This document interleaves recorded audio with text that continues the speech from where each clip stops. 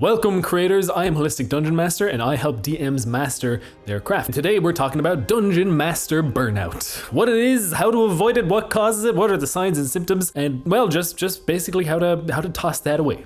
Normally I spend these intros being like, oh, I've got so many years experience being a Dungeon Master, professional Dungeon Master, blah, blah, blah. But now my experience is that I've spent the past year heavily burnt out from being a Dungeon Master, and I've been getting over it and learning how to deal with it. I think I'm nearly there, okay? Maybe not 100% of the way recovered, but look, we're here, we're back, we're making videos, we're making stuff happen. I've got a shiny new dice. Look at that, isn't that cool? It won't focus, but it's got, if you spin it, you can see almost that it's got liquid inside that sparkles, and when you stop spinning it after you spin it, it keeps swirling around inside there. That is so cool. Link to whoever I got this from down in the description below. Not a sponsor, just think they're really cool. I actually got it as a gift. Now let's get rolling. Oh. Here's a fun fact. I actually recorded this video in its entirety yesterday and figured out while editing that I had the microphone turned the wrong way around like this. The whole thing sounded like crap and I'd have to redo the whole thing now. By the way, I have a degree in sound technology. So, well, I mean, a lot of good that did me, huh? But getting back on track, burnout, it is a real thing. It really is. A lot of people like to say it's not, but it is. It's a real thing. And while it's not a medical or mental health condition, it is, or at least it has been classified now as a syndrome. So what does that mean? It's a collection of signs of, can I remember this correctly without glancing at my very loose script? But to boil it, to simmer it all down into a handy dandy D20 like this one. Burnout is a state of physical, mental, and yes, emotional exhaustion. And there's three things. There's three main kind of symptoms of burnout. That's how you know you have it, basically. One, lack of energy or exhaustion. We covered that one already. Feelings of negativity or cynicism, right? I'm sure we're all familiar with that one. And finally, poor performance. I think a lot of DMs have, if they've been a DM, especially a forever DM for a long time, you know what I'm talking about. You know what that feels like. So, okay, we know what it is. We know I've had it. We know I've dealt with it. And it happens when you have prolonged and repeated high demands that exceed your resources. But how do we get rid of it? All right? Or at least how do we avoid it? I mean, this is kind of a tough one because it's tough to even know if you are burnt out, right? Because, you know, the kind of daily slog we all go through to live and survive, it's tough, you know? It's tough and it does drain resources and it can make us feel pretty crappy. But burnout is kind of that extra step further, you know, where it starts to seriously have very impactful negative consequences on your well-being. So I found when I was in the throes of burnout an incredibly good article. It really honestly just helped me, first of all, recognize I even had burnout and how to work through it. And I'm going to share it with you now because god damn it, if you have it, it's just such a good resource. It's an article and I'll link it down below called Work and Stress. Simple. Oh, I love it. So step one for avoiding or getting over burnout is, like I said, you gotta admit that you're burnt out. You gotta recognize it. You gotta name that. You have to call it out. You have to say things as they are. You have to understand what is happening to you is happening to you. And that can be tough, all right? Look, that can be tough. Trust me, I know from experience. It can be tough because, you know, as I mentioned previously, our lives are kind of tough anyway. So it can be kind of difficult to tell the difference between, you know, regular kind of the daily grind and burnout, right? They're two distinctly different things. And also because we're all stubborn, it's human nature, we're stubborn, right? We don't like to change our minds once we've made them up. If you've decided that you're someone who has thick skin or you can't get burned out like I did, no different now, it can be tough to put a name on this thing and say, yes, I am burnt out.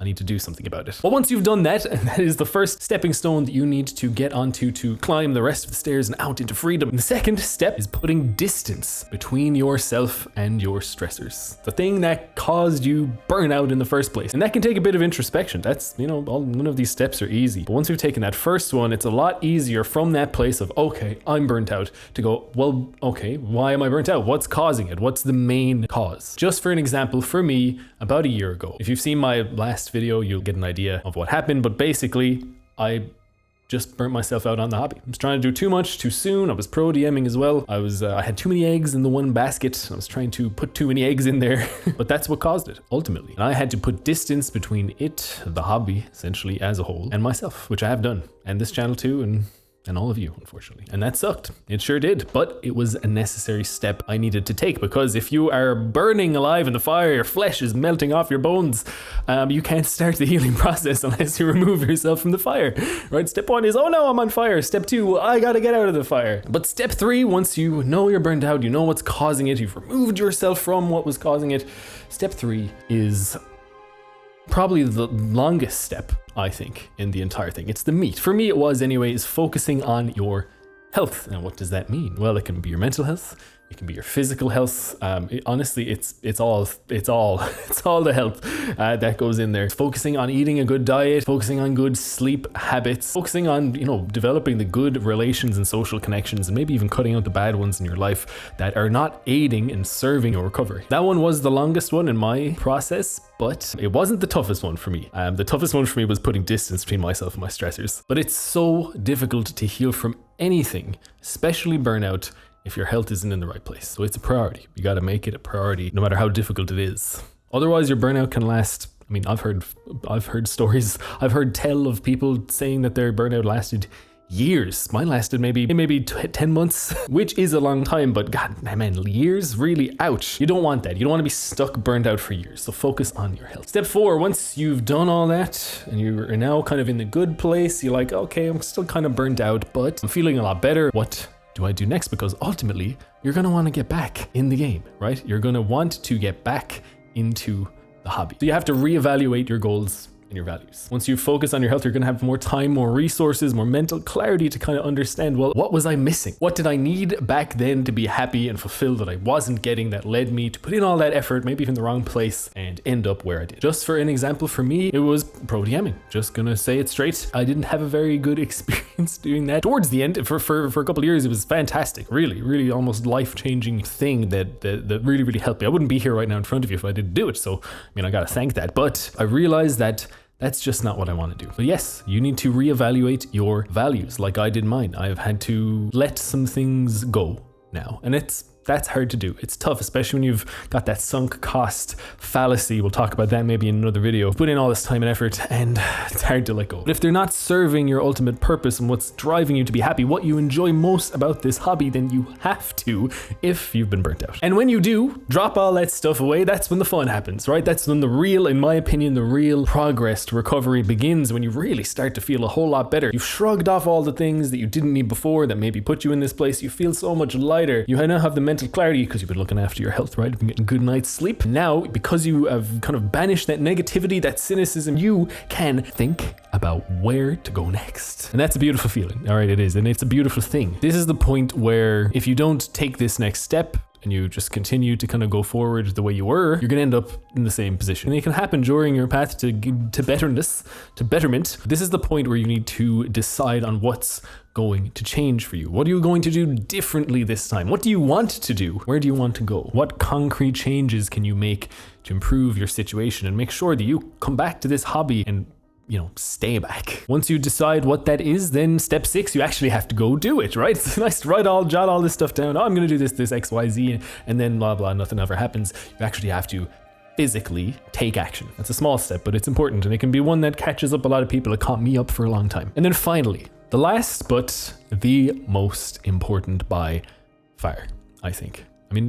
Step 1 is pretty important. They're all important, but this one, if you don't get it right, can delay you getting back to being a kick-ass dungeon master, maybe indefinitely. It's mindset. And it's tough because if you're burnt out, like I described before, you're going to be cynical. You're going to think you suck. You're going to think, oh, I can never get better and things are only ever going to get bad forever, right? And it's just not true. And it's all about this. If you don't believe you can get better, then you can't get better. That's a tough pill to swallow. It can leave a lot of people feeling helpless, but actually, I think it's extremely empowering. If you can change your mindset from thinking about, oh, poor me, I got burnt out, I made these mistakes, now here I am, everything sucks, to, okay, that happened, I can get better, I can reach my goal, and I can get back to where I was, and in fact, be even better.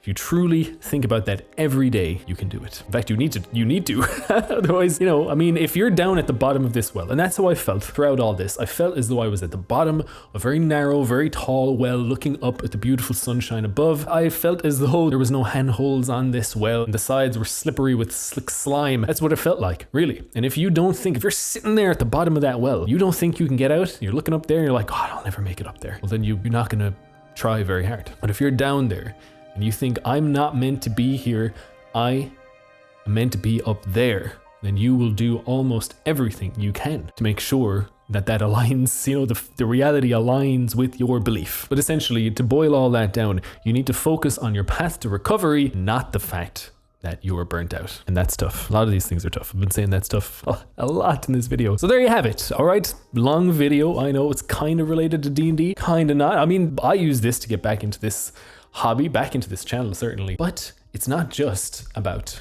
tabletop RPGs. I named this channel Holistic Dungeon Master for a reason. I'll let you in on the secret now, all right? Now, I've alluded to it before in previous videos, but when I thought about making this channel, it was because tabletop RPGs, D&D specifically, but really the hobby as a whole, was such a driver for positive change in my life, specifically being a dungeon master, actually, because, you know, there's a lot of hats you put on, a lot of skills that if you learn to get good at them and how to manage them properly. I mean, the amazing thing about running tabletop role-playing games is that if you put in the time and effort to really work diligently, work hard, and kind of develop these creative and, you know, disciplinary muscles, right? Because it's tough running and prepping a game every week. It doesn't just make your game better. It doesn't just make your players think you're so awesome. It doesn't just make everyone at the table have a better time. It does, absolutely it does. But what I noticed, and what you will notice too, hopefully, is that these positive things that you've been working on being a dungeon master translate into all areas of life. That's the real reason I made this channel.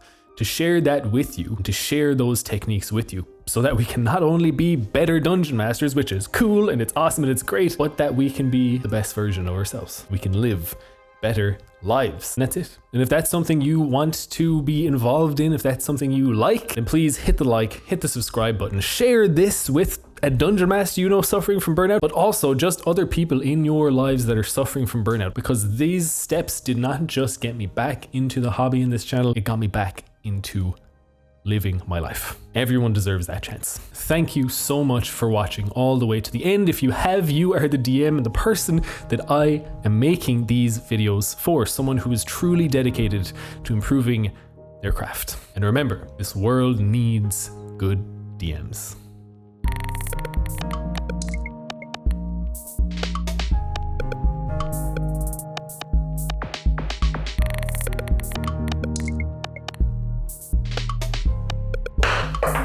Get a little loud.